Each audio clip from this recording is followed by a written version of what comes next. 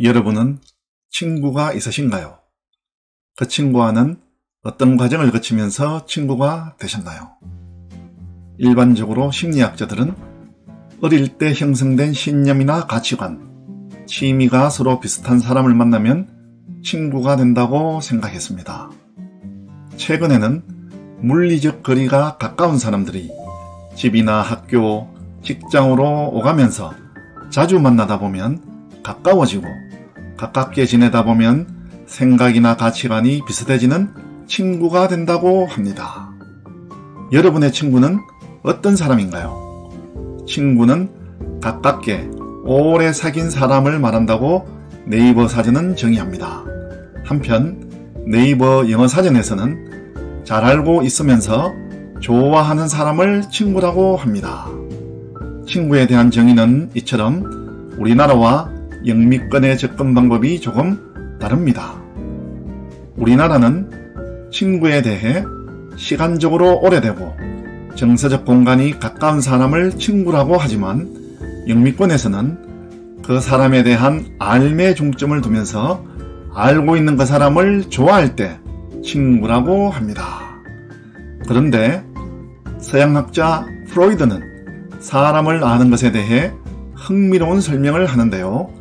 그는 인간 정신을 구성하고 있는 의식은 지극히 작은 부분이지만 무의식은 엄청나게 크다고 합니다.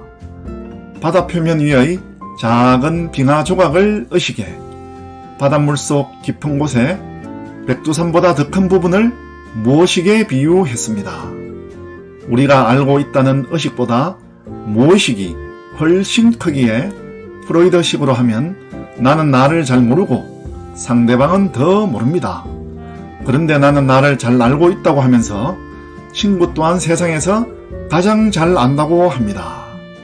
그런데 참 재밌는 것은 서로 잘 모르는 사람들이 친구로서 정말 잘 지낸다는 것입니다.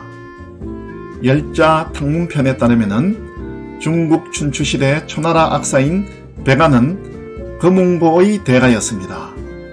그가 연주한 거문고 소리를 이해해준 사람은 친구 종자기 뿐이었는데요. 백아가 거문고를 들고 높은 산에 오르고 싶은 마음으로 연주하면 종자기는 옆에서 참으로 근사하다, 하늘을 찌를 듯한 산이 눈앞에 나타나 있구나 라고 말하였습니다. 또 백아가 흐르는 강물을 생각하며 거문고를 타면 종자기는 기가 막히다, 유유히 흐르는 강물이 눈앞을 지나는 것 같구나 라고 감탄하였습니다. 종자기가 죽자 백아는 이 세상에서 다시는 자기 거문고 소리를 들려줄 사람이 없다고 생각하여 거문고를 부수고 줄을 끊은 다음 다시는 거문고를 타지 않았다고 합니다. 이 고사에서 나온 지엄은 소리를 알아듣는다는 뜻으로 자기의 속마음을 알아주는 지기주를 말한다고 네이버 지식백과의 두산백과는 말하고 있습니다. 종자기는 백아의 거문고 연주를 감상하고 이해했지만 백아의 많은 다른 부분, 성품이나 근심거리는 이해하고 공감했을까요? 이러한 부분까지 알려주는 자료는 없지만 종자기는 백아의 적잖은 부분을 알지 못했을 것입니다. 그러나 지엄만으로도 훌륭한 우정의 대명사로 오늘날까지 알려져 오고 있습니다. 성경 사무엘서에서도 다윗과 요나단을 통해 아름다운 우정을 소개하고 있습니다. 이스라엘의 왕 사울의 아들 요나단과 양치기 소년 다윗은 둘 다 용감한 전사였으며 서로 사랑하고 존경했습니다. 요나단의 아버지 사울은 매우 뛰어난 자질을 갖추었음에도 변덕과 편집증에 시달렸는데요. 이스라엘을 괴롭히는 블레셋의 골리앗을 죽인 소년 다윗에 대해 국민들의 인기가 점점 치솟는 것을 몹시 질투하였습니다. 그래서 사울은 요나단에게 다윗을 죽이라고 명령을 내리지만 요나단은 이에 따르지 않습니다. 이에 아버지 사울은 요나단이 다윗의 편이라는 이유로 아들을 창으로 찔러 죽이려 한 적도 있습니다.